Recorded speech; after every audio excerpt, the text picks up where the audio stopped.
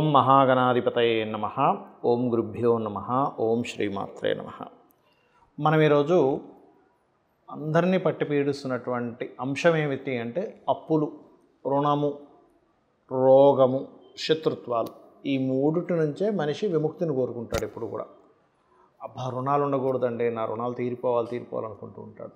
అది కుటుంబ సభ్యులతో కలిసినటువంటి రుణం కావచ్చు, లేదా మనం అప్పులు చేస్తూ ఉంటాం. ఒక హోమ్ లోనో, లేదా బిజినెస్ లోనో, హ్యాండ్ లోనో.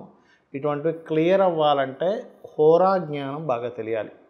అదేవిధంగా మీ లగ్నం నుంచి, లేదా లగ్నం నుంచి తెలియదండి మాకు లగ్నం తెలియదు అనుకునేటువంటి వరకు రాశి నుంచి పంచమాధిపతి ఎవరు, పంచమ స్థానాన్ని ఏ గ్రహం ఉంది, దాన్ని బట్టి మీరు ఏ హోరల్లో మీరు నేను చెప్పినటువంటివి చేసినట్లయితే మీ యొక్క లగ్నానికి తొందరగా మీరు రుణం విముక్తి నుంచి, రోగ విముక్తి నుంచి, శత్రు విముక్తి నుంచి బయటపడతారు అనేటువంటి విషయాలు. అయితే దాని పారామీటర్స్ ఏమిటి అంటే దానికి ఉండే కండిషన్స్ ఏమిటి, అదేవిధంగా ఎటువంటివి జాగ్రత్తలు తీసుకోవాలి అనేటువంటి విషయాల్ని చెప్తుంది నేనైనప్పటికీ కూడా చెప్పిస్తుంది సాక్షాత్ లలిత అమ్మవారిగా భావిస్తూ ఒక్కొక్క లగ్నం గురించి మనం ఇప్పుడు తెలుసుకుందాం.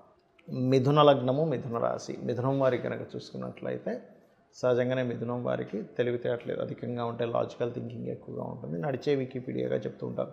వాళ్ళకి కాస్త ఇన్ఫర్మేషన్ అనేది ఎప్పుడూ తెలుసుకోవాలనే ఆరాటం కూడా ఎక్కువగా ఉంటుంది. అయితే మీకు పంచమ స్థానం అనేటువంటిది తులారాశి అవుతుంది.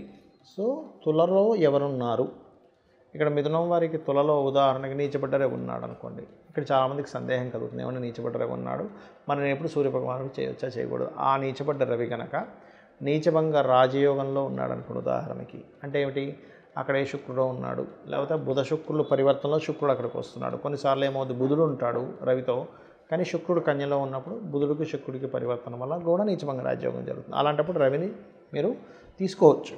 ఎందుకంటే నార్మల్గా ఉండే ప్లానెట్ కంటే కూడా నీచభంగ రాజయోగంలో ఉండేటువంటి గ్రహం మరింత బలమైనటువంటిది, గుర్తుపెట్టుకోండి.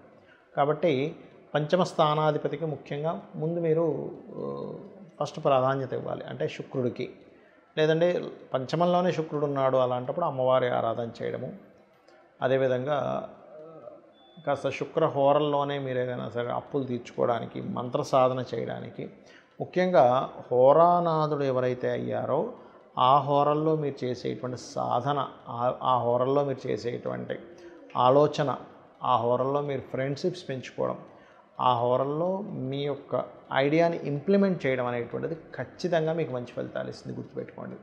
అయితే మీకు పంచమాధిపతి శుక్రుడు అవుతాడు. ఒకవేళ పంచమం పాడైపోయింది పూర్తిగా, అప్పుడు భాగ్యాధిపతి దగ్గరికి వెళ్ళండి. అంటే 9th హౌస్ శని అవుతాడు. ఈ రెండు కూడా బాగా స్పాయిల్ అయ్యాయండి, ఎక్కడ నీచంలో ఉండిపోయి పాపగ్రహాల మధ్యన ఉన్నాయప్పుడు లగ్నాధిపతిని కూడా మనం వాడచ్చు. అంటే లగ్నాధిపతి మీకు బుధుడు అవుతాడు కాబట్టి. కాకపోతే ఇక్కడ మీరు 6వ స్థానంలో ఏ గ్రహాలు ఉన్నాయి, మీకు లగ్నం నుంచి 6వ స్థానం వృశ్చికం అనేటువంటిది 6 అవుతుంది. అక్కడ ఏదైనా గ్రహాలు ఉన్నట్లయితే వాటికి సంబంధించిన దానం ఇవ్వడము. పంచమంలో గ్రహాలు ఏవైతే ఎన్ని అయితే ఉన్నాయో, ఇప్పుడు కొంతమందికి 2-3 గ్రహాలు కూడా ఉంటాయి, అప్పుడు ఆ 2-3 హోరాలు కూడా వాడవచ్చు. దేనికి, మంత్ర సాధనకి, ఔషధ సేవనంకి, అప్పు తీర్చుకోవడానికి, అదేవిధంగా ఇక్కడ ఎవరినైనా స్నేహితులుగా మార్చుకోవడానికి. ఇప్పుడు కొన్ని గొడవలు ఉన్నాయి, క్లియర్ అవ్వాలి, లేదా అప్పు క్లియర్ అవ్వాలి, అలాంటప్పుడు ఈ హోర మీకు తొందరగా మీకు రిజల్ట్ అనేటువంటిది ఇవ్వడం జరుగుతుంది. ఇక మీరు నిత్యము కూడా అమ్మవారి నామాన్ని ఎక్కువగా చేస్తూ ఉండండి. లలితా సహస్రనామాలు, శ్రీమాత్రే నమః అనే మంత్రం చేయడానికి విధాలు బాగుంటుంది. ఇక్కడ కొన్ని కండిషన్స్ గుర్తుపెట్టుకోండి. ఏమిటది అంటే, ఒకటి, మీకు పంచమంలో ఏ గ్రహం ఉంది, పంచమం అంటే లగ్నము అని ఉంటుంది మన జన్మజాతకంలో. లగ్నం నుంచి 5వ స్థానం పంచమము. అంటే లగ్నం ఒకటైతే ధనస్థానము, మన భాతృస్థానము, చతుర్థ స్థానము, పంచమ స్థానం. ఈ 5వ స్థానంలో ఏ గ్రహం ఉందో చూసుకోవాలి. ఆ గ్రహం మీకు మీ యొక్క రుణము, రోగము, శత్రుత్వాల నుంచి బయటపడేసే క్యాపబుల్ కలిగి ఉంటుంది. ఇప్పుడు మనం చూడండి, రకరకాల ట్యాబ్లెట్స్ ఉంటాయి మెడికల్ షాప్లో. అన్ని ఔషధాల్లో కూడా మనకి బాగా పనికొచ్చేది ఏమిటి అంటే, ఏమైనా మీకు తలనొప్పి అయితే ఇది వేసుకోండి అంటాం, సారిటాన్ ఏదో. జ్వరం అయితే డోలో వేసుకుంటాం, లేదా ఇంకో ప్రాబ్లం ఉంది, విటమిన్ B12 లోపం ఉందన్నప్పుడు ఒక ఇంజెక్షన్ తీసుకుంటాం. అంటే ఏమిటి, మీకు ఏ ప్రాబ్లం ఉందో ఆ సంబంధించింది పనిచేస్తుంది, కానీ విటమిన్ B12 మీకు జ్వరాన్ని తగ్గించదు, తలనొప్పిని తగ్గించదు. అలాగే మీ పంచమం ఎవరు, ఎందుకు అంటే రుణ రోగ శత్రుస్థానం ఏదైతే ఉందో అది 6వ స్థానంగా చెప్తూ ఉంటారు జ్యోతిషశాస్త్రంలో. ఆ 6వ స్థానానికి వ్యయభావం పంచమ స్థానం. సరే పంచమంలో అస్సలు బాగాలేవండి గ్రహాలు, సెకండ్ ఆప్షన్ ఇంకేమైనా ఉందా అన్నప్పుడు 9వ స్థానం చూసుకోవాలి. 9 కూడా పాడైపోయిందండి మాకు అనుకున్నప్పుడు లగ్నంలో ఉండేటువంటి గ్రహాలను కూడా తీసుకోవచ్చు. ఇది ముఖ్యంగా గుర్తుపెట్టుకోండి. ఇక రెండవ విషయం ఏమిటంటే పంచమంలో ఒక్కొక్క గ్రహాన్ని బట్టి ఒక్కొక్క పరిహారం చేసుకుంటూ ఉండాలి. రవి ఉన్నాడనుకోండి సూర్య నమస్కారాలు చేసుకోవడం చేస్తూ ఉండండి. అదేవిధంగా సూర్యభగవానుడికి ఆదివారాలు ముఖ్యంగా శాస్త్రంలో చెప్పినటువంటిది శ్రీతైల మధుమాంసాన్ని త్వజతే అంటే స్త్రీని కలవడము, మధువు మాంసము అలవాటు ఉన్నా సరే వాటిని ఆ రోజు వదిలేసేయడము ప్రత్యేకంగా, మరియు తలకి నూనె రాసుకోకపోవడం చేయాలి. సూర్య అనుగ్రహం ఎక్కువగా కావాలంటే ఎలా అంటే ఇప్పుడు మనకు చూడండి ఒక హెల్త్ ఇష్యూ ఉంది, డాక్టర్ గారు ఏం చెప్తారు, అయ్యా మీరు ఈ ఆహారపు అలవాట్లు చేసుకోండి అంటాం. అంటే ఏమిటి అప్పుడు కానీ మన బాడీ ఆ క్యాపబుల్ పొందదు. అలాగే సూర్య అనుగ్రహం కావాలంటే వీటిని ఆదివారాలు చేయకూడదు, గుర్తుపెట్టుకోండి. ఇక చంద్ర అనుగ్రహం, చంద్రుడు పంచమంలో ఉన్నాడు లేకపోతే భాగ్యంలో ఉన్నాడు లగ్నంలో ఉన్నాడు అనుకుందాం. అప్పుడు చంద్రానుగ్రహం కలగాలంటే చంద్రగ్రహానికి దీపారాధన చేయడము, బియ్యము దానంగా ఇవ్వడము. సూర్యుడికేమో తండ్రికి నమస్కారం చేసుకుంటే చంద్రుడికి తల్లిదండ్రుల్లో ఇద్దరికీ చేసుకోవాలి నమస్కారం అనేటువంటిది. చంద్రుడు ముఖ్యంగా తల్లికి కారకుడు, మనసుకి కారకుడు కాబట్టి మెడిటేషన్స్ ఎక్కువగా చేయడము. అదేవిధంగా గోవులకి ప్రత్యేకంగా మీరు బియ్యపు పిండి తినిపించడం చేయాలి.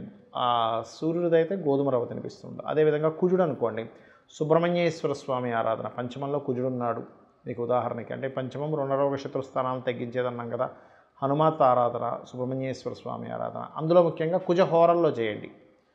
ఈ రవిహోర చంద్రహోరల్లో ఇందాక నేను చెప్పినట్టుగా రవి పంచమంలో ఉన్నా లేదా పంచమాధిపతి రవి అయినా లేదా చంద్రుడు పంచమంలో ఉన్న పంచమాధిపతి చంద్రుడైనా ఈ హోరా ఎలా చూసుకోవాలి అంటే మీకు ప్లానెటరీ టైమ్స్ అని చాలా యాప్స్ ఉన్నాయి మనకి ప్లే స్టోర్లోకి వెళ్తే, అందులో హోరా యాప్స్ అని కొడితే చాలా వస్తాయి. అందులో ప్లానెటరీ టైమ్స్ కొంతవరకు బాగుంటుంది. అది మీరు తీసుకొని ఇన్స్టాల్ చేసుకొని అది ఎప్పటికప్పుడు మీకు చెప్తూ ఉంటుంది ఈ పలానా సమయం నుంచి ఈ సమయం వరకు పలానా హోరా ఉంది అని. ఆ రకంగా కనుక మీరు చూసుకున్నట్లయితే కూడా మీకు తొందరగా ఫలిస్తుంది. ఇక అదేవిధంగా ఈ గొడవలు ఏవైనా మనకి గెలవాలనుకున్నప్పుడు కూడా కుజహోర బ్రహ్మాండంగా పనిచేస్తుంది జనరల్గా కూడా. అదేవిధంగా బుధుడు ఉన్నాడు పంచమంలో. ఈ బుధుడు ప్రధానంగా ఏంటంటే మీకు పంచమంలో ఉన్నప్పుడు విష్ణు సహస్రనామాలు చేయడము, అంటే విష్ణు సహస్రనామాలు వినడం కానీ చదవడం కానీ. అదేవిధంగా గోవులకి ఆ సమయంలో మీరు కనుక బుధహోర చూసుకొని ఆ సమయంలో కనుక మీరు గోవులకి గ్రాసము కానీ లేకపోతే గోంగూర కానీ తినిపించినట్లయితే గోంగూర అనేటువంటిది కూడా కాస్త బలాన్ని ఇస్తుంది. అందులో ముఖ్యంగా దేశీవాళి గోవులకు పెట్టండి. అదేవిధంగా ఉదాహరణకి మీకు గురుగ్రహం పంచమంలో ఉంది. గురుగ్రహం ద్వారానే మీకు పూర్తిగా లైఫ్ అనేటువంటిది మారేది ఉంది. ఎందుకంటే పంచమం రుణరోగ శత్రుస్థానాలు తగ్గించే స్థానంగా చెప్పుకున్నాం. ఉపాసనా స్థానము మంత్రస్థానంగా అంటూ ఉంటారు పంచమ స్థానాన్ని. అయితే ఈ పంచమంలో గురువు ఉన్నాడు, దక్షిణామూర్తి స్తోత్ర పఠనం, గోవులకి అరటికాయలు తినిపించడం గురుహోరలో చేస్తూ ఉంటారు. ఇక శుక్రహోర ఫైనాన్షియల్ ఇంప్రూవ్మెంట్స్కి ఎక్కువగా కూడా చేస్తూ ఉంటారు. అలాంటి వారు ముఖ్యంగా మీరు శుక్రుడికి దీపారాధన చేయడము, అమ్మవారి ఆరాధన లలితా సహస్రనామాలు చదువుకోవడము, లేదు ఓం సంపత్కరీ సమారూఢ సింధుర వ్రజసేవితాయ నమ అనేటువంటి నామం చేస్తూ గోవులకి తీపి చపాతీలు అంటే తేనె పూసినటువంటి ఒక 3 చపాతీలు శుక్రవారం పూట కనుక తినిపించినట్లయితే కూడా శుక్ర బలము పెరుగుతుంది, రుణరోగ శత్రుత్వాలు తగ్గుతాయి, ధనము కూడా మీకు పెరుగుతుంది. ఇంకా అదేవిధంగా ముఖ్యంగా ఏంటంటే శనిహోర, ఉదాహరణకి శని పంచమంలో ఉన్నాడు, చాలామంది భయపడతారు అమ్మో శని పంచమంలో ఉన్నాడు పిల్లల ఆలస్యం అవ్వాలంటే ఆ శని పోర్ట్ఫోలియో పొందాలి పంచమంలో శని ఉన్నప్పుడు, అంటే అపోహ ఇలా ఉంటుందని చెప్తున్నాను. అలాంటప్పుడు మీరు ఏం చేయాలంటే శనిహోరల్లోనే గోవులకు బెల్లం తినిపించడము, నువ్వులు దానంగా ఇవ్వడము, నవగ్రహాలు శని భగవానుడి దగ్గర దీపారాధన చేయడం, ఇవి ఎక్కువగా చేస్తూ ఉండండి. ఇక రాహుకేతువులు ఉంటారు కానీ దీనికి హోరా ఉండదు. కానీ రాహు కానీ కేతు కానీ పంచమంలో ఉన్నప్పుడు రాహు పంచమంలో ఉంటే శనిహోరలో చేసుకోవచ్చు, కేతు పంచమంలో ఉంటే కుజహోరలో కానీ లేదా రాహు పంచమంలో ఉన్న రాహుకాలంలో మీరు రెమెడీ చేసుకోవచ్చు. కేతు పంచమంలో ఉంటే గుళిక కాలంలో చేయొచ్చు. అయితే ఇది ఎక్కువగా రాహుకాలం గుళిక కాలం అనేటువంటిది విదేశాల్లో ఎక్కువగా పాటిస్తూ ఉంటారు, గుర్తుపెట్టుకోండి. ఇక అదేవిధంగా మరొక విషయం ఏంటంటే గణపతిని ఆరాధించడం. కేతుగ్రహం సరిగ్గా లేదు అంటే మీకు కేతు పంచమంలో ఉన్నాడు, కొంచెం సహజంగా కేతు పంచమంలో ఉన్నప్పుడు కొంచెం ఆలోచనాపరంగా కొంచెం సంతానపరంగా కొంత స్ట్రెస్ ఉంటూ ఉంటుంది, గణపతి ఆరాధన ద్వారా పోతుంది. రాహు పంచమంలో ఉన్నాడు, ఎక్కువ భయాలు ఉంటుంటాయి, అమ్మో ఏమవుతుంది ఏమిటో అనేటువంటిది చిన్న తెలియని ఒక భయాలు మనల్ని వెంటాడుతూ ఉంటాయి. అటువంటిప్పుడు దుర్గా ఆరాధన ఓం దుమ్ దుర్గాయ నమః అనే నామస్మరణ చేయడం అన్ని విధాలా ఉత్తమం. అయితే ఇప్పుడు నేను చెప్పినటువంటిది ఏదైనా కానీ రెగ్యులర్గా చేయండి. ఒకరోజు చేసిన 4 రోజులు మానేస్తే దీని ఫలితం ఉండదు. హోరా యాప్లోకి వెళ్ళినట్లయితే హోరా ఎప్పుడు ఏ హోరా నడుస్తుందని చూపిస్తుంది. దాని పరంగా మీరు చేసుకున్నట్లయితే మీరు ఖచ్చితంగా మీ లైఫ్లో చేంజ్ అనేటువంటిది చూస్తారు. మీరు బాగుండాలని, అమ్మవారి అనుగ్రహం మీకు పరిపూర్ణంగా ఉండాలని మరోసారి మనస్ఫూర్తిగా కోరుకుంటూ శ్రీమాత్రే నమః.